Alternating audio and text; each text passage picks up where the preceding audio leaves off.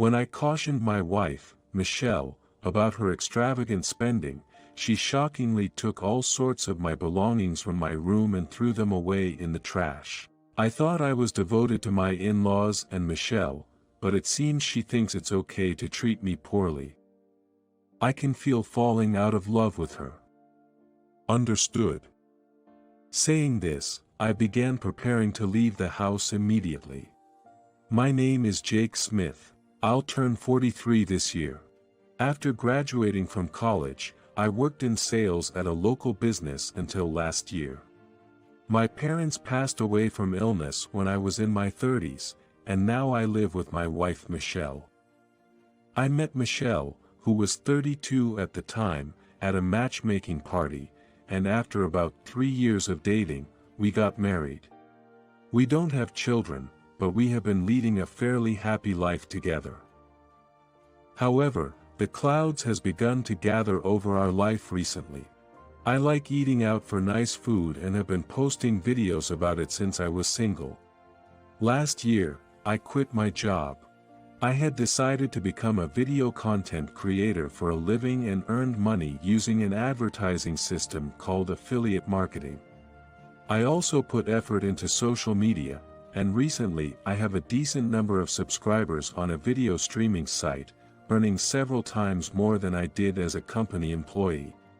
Of course, I quit my job only after I was able to make a living from video creation, but Michelle didn't seem to think highly of me working from home.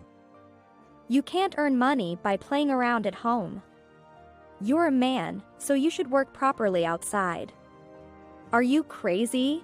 Michelle seems to view me as a bum for quitting my job and working from home. She has often urged me. Change jobs. Since I quit, I've explained many times that I'm seriously engaged in video creation and the social media management. Why can't you accept that? No matter how earnestly I pleaded, my feelings didn't reach Michelle, who looked down on me for staying at home. Why don't you stop staying at home all the time and start job hunting? I work part-time 5 days a week. Some of my friends' husbands even say it's fine for them to be a full-time housewife. I'm really jealous. Michelle completely doesn't believe in the world of earning from home. I have been giving her a fixed amount of money for living expenses every month, but she assumes I'm taking out the money from my savings I put aside when I was single and doesn't believe I'm earning from home. Please, believe me. I'm working hard and earning enough for our living expenses. I can even show you all my earnings this month if you want. Man. Even if you show me, I'm sure it's some kind of trick. And even if it's true, there's no guarantee your income will continue. There are no bonuses if you're not a company employee, so quit this unstable job already. When I quit my job, I honestly talked about my feelings to her. I had hoped she would support my work. However, she completely denied my work from the beginning, and even after I resigned, I was living off the income from video streaming. Therefore, I wonder why she denies my work but uses the money I earn. From her perspective, her part-time job at the grocery store is hard and a brain work, but I'm also earnestly striving to make a living from video streaming through trial and error. Of course, it's not comparable, but I respect and acknowledge her work, so I wanted her to understand mine in the same way. Why can't you believe in my work and me? I've been explaining so much. I've been giving you the same amount for living expenses as before. Isn't that proof enough that I'm earning from home? It's impossible to earn income from such game-like activities. Work means going to a company and earning a salary. What you're doing is just an extension of a hobby. Hearing Michelle's words, I was stunned speechless. I felt like my efforts were being trampled on, and I couldn't think of anything else in my head. When I was a company employee, I gave most of my income to her for living expenses. Even now, after resigning, I give her the same amount. I was able to save enough money during my time as a company employee without revealing my income. After quitting my job and making a living from video streaming, my income increased several times, but I continued giving her the same amount for living expenses because I thought she would spend more if I gave her more. She never believed me when I said I was earning from video streaming. You better not take your job lightly. I really can't understand your spoiled way of thinking. No matter how much I pleaded, Michelle wouldn't budge, and I sighed in exhaustion. It's a waste of time and energy to fight such a meaningless battle. Our relationship continued to deteriorate. However, despite the worsening relationship, I felt something off about Michelle, who seemed oddly cheerful. My bad premonition came true. I found that my savings were decreasing rapidly.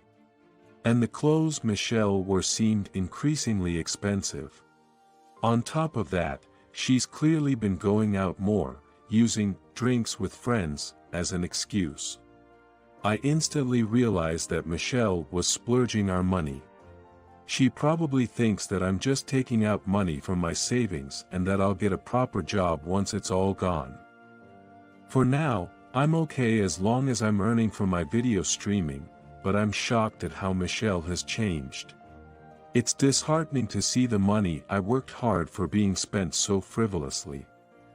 But then, something even more disheartening happened. One day, the doorbell rang, and there stood my in-laws. Sorry, Michelle's at her part-time job right now. No worries. She gave us the go-ahead. We've decided to move in with you starting next week. We came to measure the room for our big furniture. I was astounded by this sudden announcement of cohabitation. What? I haven't heard anything about this. What do you mean you're moving in? I protested in panic, but it seemed Michelle had made this decision without me, and my in-laws had already terminated their rental lease. That night, I confronted Michelle when she came home from her part-time job.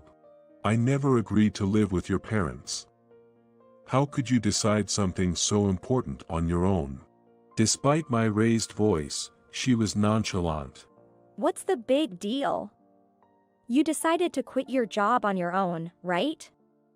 So, I made this decision on my own too.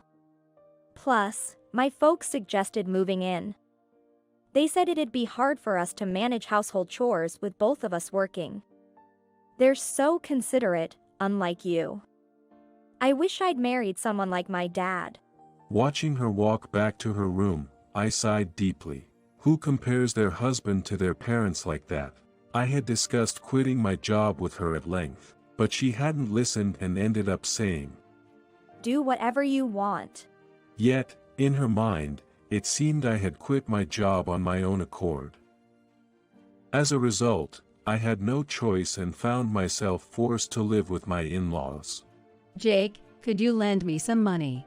But I just gave you some the other day. I'm not exactly rolling in dough here. My in-laws began asking me for money behind Michelle's back right after they moved in. It appeared they had gotten into gambling and needed more than their pension and savings could provide.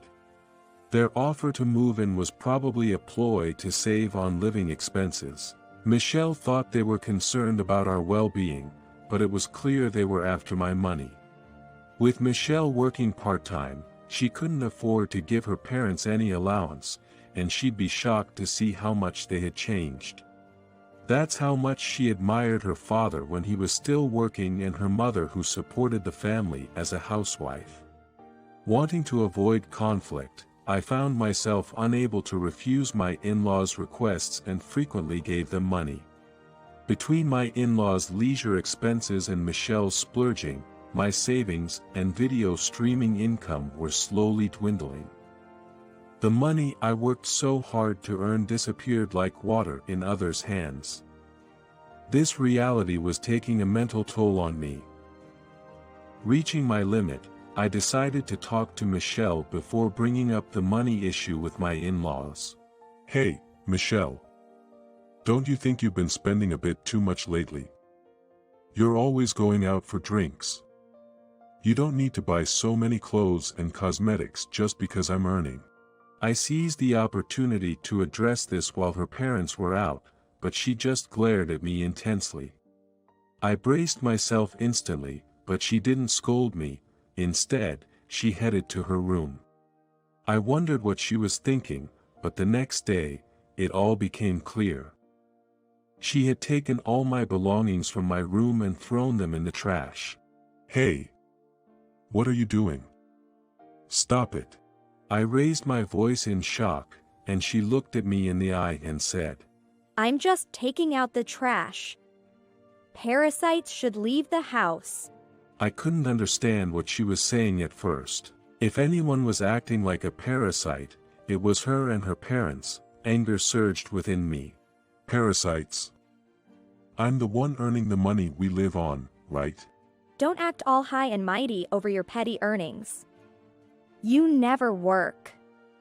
Plus, this house was paid for by my parents. You're just a stranger living here, a parasite. So please, just leave. My parents are living with us now, so we don't need you. She gestured dismissively at me, like shooing away a stray cat. Indeed, my in-laws had helped financially when we built the house. That's why I felt obligated to give them money. I thought I was doing my best for my in-laws and Michelle, but it seems Michelle considered me someone she could treat poorly. When I realized this, I felt falling out of love with her. Understood. When I said this, she had a satisfied look on her face, but I didn't pay her any mind. Instead, I gathered the few belongings left in my room and left the house immediately. I decided to sell unnecessary items and live in a hotel for a while. I continued my work from the hotel, preparing for what was next. A few weeks after leaving the house, I was awakened by a call from Michelle. She sounded incredibly frantic, trying to tell me something urgently. Michelle, slow down. I can't understand what you're saying. I said, rubbing my sleepy eyes. She spoke slower than before but was still panicked. Where are you? You took money out of the living expenses account, didn't you? And now my parents are asking me for loans. What's going on? I had a feeling this would happen. My father-in-law had gotten heavily into gambling and it was going insane. I figured they'd turn to Michelle for money once they knew they couldn't get any from me. I told her the truth in a cold voice. I'm not living with you anymore, so of course I'd withdraw money from the account. And about your parents, they often asked me for money. Maybe now they want it from you since I'm not there. She was shocked. I had no idea. I thought they were living on their savings and pension. They even said they still had savings. Your parents probably had some savings, but I guess it's not much left since they're into gambling. I said. Michelle gasped in shock over the phone. What? Gambling? But they're living with us to help with our expenses. When I told her about her parents' gambling addiction, her voice cracked and shocked. Well, maybe they moved in with us thinking they could get us to support them. I continued, sharing all my pent-up feelings. I couldn't refuse them because of the debt I owed them for helping us build the house. It started at some point. They got bold and began asking me for money for gambling. That's... When I finished telling her everything about the money I had given to my in-laws, Michelle was at a loss for words. She was clearly shocked by the gap between her idealized parents and their current state. She seemed to have wanted to be a stay-at-home wife, and her outdated values were clear from how she yelled at me for quitting my job. In fact, when we decided to marry, she had said she wanted to be a housewife. But I wanted her to work whatever she could, so I had asked her to at least work part-time. Maybe she was splurging as a way of relieving stress or getting back at me for not letting her be a full-time housewife. What should I do? I don't have money to give to my parents. And you haven't transferred this month's living expenses yet. Do it quickly. I don't have enough money for my expenses. I was astounded that even now, she was only worried about her own spending money. It seemed like the apple doesn't fall far from the tree, depending on others for money. I could have comforted her, but I felt no love for her anymore and said coldly, "Why should I pay for your family's living expenses? We're practically strangers now, right? No need to pay for a stranger's living expenses." After I said this, she awkwardly muttered an apology. Well, that was my mistake. We're family, so come back. I'll forgive you. Let's live together happily again. Her convenient words disgusted me. "Sorry, but I'm not planning to be your cash cow anymore. Why don't you work full-time and support your parents?" I said strongly, almost as a payback, that finally made her angry and she snapped back. That's impossible. I'm a woman, after all. Just come back, Jake. "What's that? You don't have a heart to reflect, do you?" Michelle seemed quite upset by my words, but it was already too late. I was appalled by her attitude of still asking for money. I made it clear. "I'm tired of being manipulated by you and your parents. Let's get a divorce." I knew she was calling about money, which is why I didn't want to answer in the first place, but she showed no signs of giving up. Part of me held a sliver of hope that Michelle might have had a change of heart. I was strongly attracted to her bright and carefree nature. I couldn't bring myself to truly dislike her. Don't say such sad things. We're a married couple, aren't we? I'm in trouble because our savings are almost gone. It's not zero yet, but it's getting dangerously low. Please, I just want you to transfer some money for now. However, as expected, all Michelle talked about was money. She's probably trying to keep her cash cow from escaping. So she's putting up with it. Just hearing her beg over the phone made me feel sad. It seemed she squandered the savings again.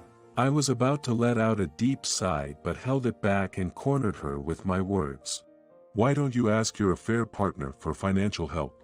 What? How did you? She gasped in surprise. Probably she was thinking I hadn't discovered her affair. She had been involved with a young man from her part-time job, frequently meeting him alone under the guise of going out for drinks. I had suspected her behavior and hired a private detective agency, uncovering her infidelity. An affair? That's an exaggeration. We were just friendly, that's all. Right? I only care about you. She stammered at first but quickly switched to a more cheerful tone, trying to appease me. "I have all the evidence. I'll make sure you pay compensation. A lawyer will be contacting you soon, so discuss it with them." Compensation? I can't pay that. Please, call it off. How can someone be so shamelessly brazen? I firmly declined her request. "I told you to discuss it with the lawyer. I've moved overseas and don't plan to return to the States for a while. I don't intend to see you or transfer any money anymore." You're the worst. Are you abandoning me like this? "Who's the worst here? You denied everything about me, from my character to my job, and even squandered the money. We're strangers now. I have no money to give you. Don't ever contact me again." With that, I ended the call and blocked Michelle and my in-laws' numbers. As long as I was involved with them, my hard-earned money would keep disappearing. Finally, I sent Michelle the divorce papers, got a lawyer, and successfully divorced. As for her, it seems she's now living a busy life juggling multiple part-time jobs while supporting her changed parents. Her life, having to support the parents she once respected, is bound to be miserable. It's ironic that Michelle, who was so fixated on money, is now tormented by it. As for me, I'm enjoying my bachelor life in a luxurious overseas home. I'm sharing my life abroad on my video streaming channel, which is surprisingly popular, with my subscribers skyrocketing. Free from the shackles of Michelle and my in-laws, I feel an incredible sense of liberation. In the past, I might have restrained myself, worried about appearances. But now I live a fulfilling life, doing what I want and speaking my mind. I'm not set on staying single forever. If I ever marry again, I'd prefer a woman who isn't obsessed with money.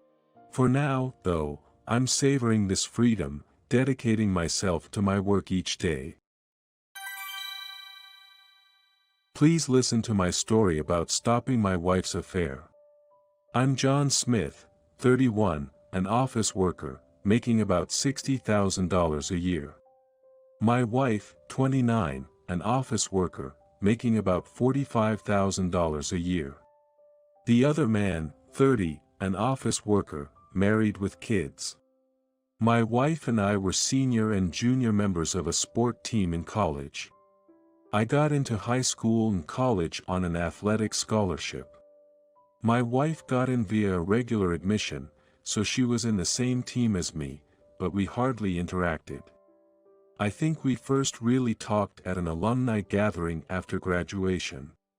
That's when I fell for her at first sight and pursued her aggressively. We dated for about a year before getting married. I was 26, and she was 24 at the time. Afterward, I worked for a manufacturer, and she worked in a trading company's general affairs department, and we got along pretty well. Then, this February, I returned from a week-long business trip. And something about my wife seemed off.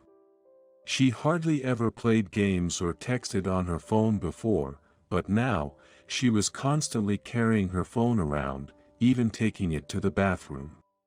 During this time, her phone was buzzing with notifications. I must have looked suspicious because my wife started making excuses without me even asking. I ran into an old classmate, and we've been catching up on WhatsApp. I became full of suspicion. That was the moment I decided to check her phone. That night, I went to bed early and pretended to sleep, waiting for her to fall asleep. Around 3 a.m., once I was sure she was asleep, I looked for her phone charger, but the phone wasn't there. Looking around, I found the charger plugged in next to the bed. The cord was under her pillow. Bringing her phone into bed was something she had never done before.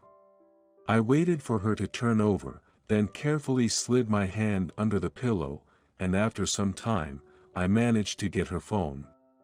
Luckily, it wasn't locked. When I checked WhatsApp, the first thing I saw was a message saying, "I love you." I felt dizzy for a moment.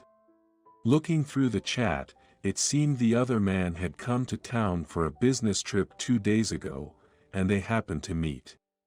They exchanged contact information. Since I was away on a business trip, they had dinner together just once. The other man had tried to make a move, but he ran out of time. He had to go back home. The chat continued, and it seemed like I came back from my trip in the middle of their conversation on WhatsApp. The most shocking part was finding out that the other man was probably an ex-boyfriend, with messages like, "You were my first," and, "That's my most precious memory." I thought about confronting her right then and there, but if she said it was just a joke, I wouldn't know what to do. So I decided to set up her email to be forwarded to me and started monitoring WhatsApp. My wife isn't good with technology, and I knew she kept a list of her IDs and passwords in a notebook. I quietly took out the notebook from her bag and took a photo with my phone. Then, I set up WhatsApp on my work and home computers to start monitoring.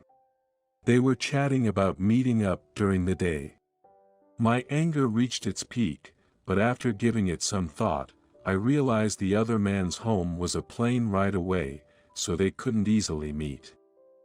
So, I decided to let it play out for a while, but then I found out he was planning to come here on a business trip again, saying things like, "I can come next month, so we can meet, and we'll have a passionate night then," with replies like, I'm a little bit excited. That's when I decided I had to stop it. The next half month was torture. And then, I bought something on the internet. A week before the other man was supposed to come to town, my wife asked me. A friend is visiting next week. Do you mind if I stay over? I had a plan in mind, so I smiled. Of course not. But there's something I want to talk about, so please come home early the night before you go. She was like. What's that about? But I dodged the question and went to sleep. Their WhatsApp messages were still as lively as ever, but I just endured it and waited for the right moment. Then, the night before the sleepover arrived. The day to execute my plan.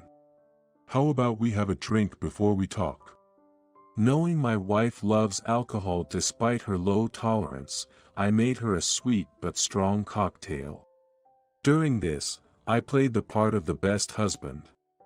Thank you for being with me up until today. Let's keep looking out for each other. I haven't said this properly before, but let me say it now. I love you. I laid it on thick, appealing to my wife's conscience. She was half drunk and nearly asleep, tears welling up in her eyes, moved by my words. I thought, if she still decides to go to that guy tomorrow, I'll have to resort to my last option. Carrying her in bridal style, I took her to the bedroom. The next morning, she woke up saying, I had too much fun drinking last night. I was so drunk, I barely remember anything.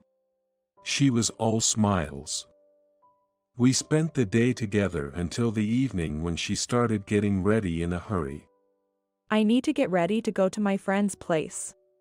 She took her time with her makeup, something different from usual, and didn't come out of the room for a long time.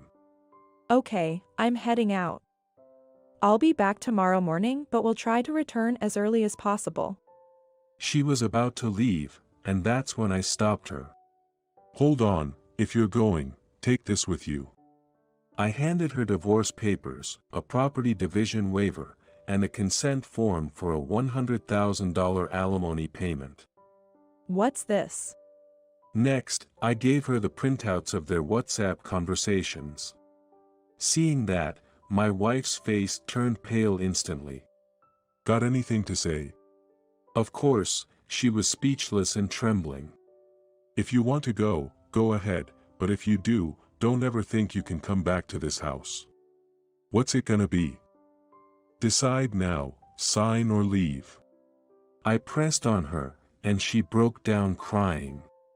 I'm sorry, I won't go.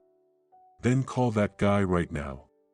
I took her phone out of her bag and handed it to her. Remember, don't let on that you've been caught. Ask him to change the meeting place, tell him to come to the station here.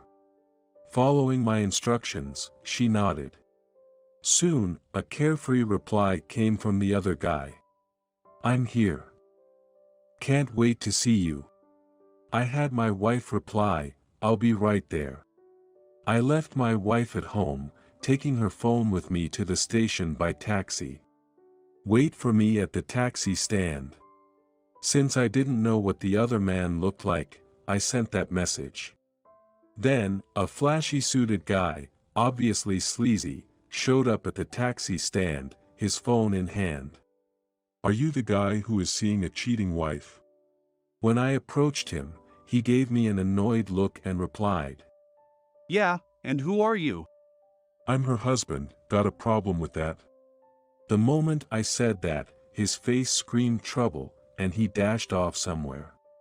Even if he got away now, I could still corner him later, so I went back home. Don't think you've gotten away. I'll make sure you take responsibility. I left him a message on WhatsApp to that effect.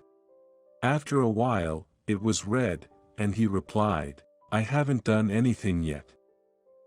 Seducing someone's wife and calling her out is a sin enough. I'll be sure to complain to your family and your employer. After I sent that, the replies stopped. When I got home and asked my wife for the details, it turned out the other man was indeed her high school ex-boyfriend. We went to different colleges, so we drifted apart. But then, after 11 years, we reconnected and things escalated. Please, anything but divorce. My phone won't be locked anymore, so you can check it whenever you want. She confessed with tears, but that wasn't something I could just accept at face value. I told her we'd need to report this to her parents. She'd have to tell her friends herself. I also said we'd report the other man to his family and employer, so she needed to give me his information right away. She handed over his business card. There were his cell number and email on the back. I told her I couldn't trust her right away, but her future actions would determine whether we'd divorce. It was like she was on probation. Then, I called her parents to tell them everything. Both of her parents came over immediately and scolded her. Her dad pleaded. Please, anything but divorce. Since the affair was only attempted, I was still deciding whether to divorce, but when I said her future behavior would determine our fate, her parents demanded and said, You apologize too. After sending her parents home, it was time to deal with the other man. Since it was Saturday, I waited until Monday to call the number on his business card to voice my complaints. Next, I found his parents' number through my wife's high school alumni directory and gave them a call. Likely speaking with his mother. This is Simth. I'm sorry to call out of the blue, but your son has been causing trouble by seducing my wife. I've already made complaints to his employer, so I thought it best to inform you as well. I have evidence of their exchanges, should you wish to see it. Initially, she thought it was a prank call, but she believed me once I mentioned my wife's name. She asked me, Can I have your contact information? So I gave her my cell number. That evening, the cheating partner's wife called me. She wanted to confirm if what I told her in-laws was true.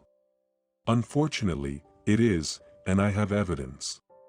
After expressing her apologies, I reassured her.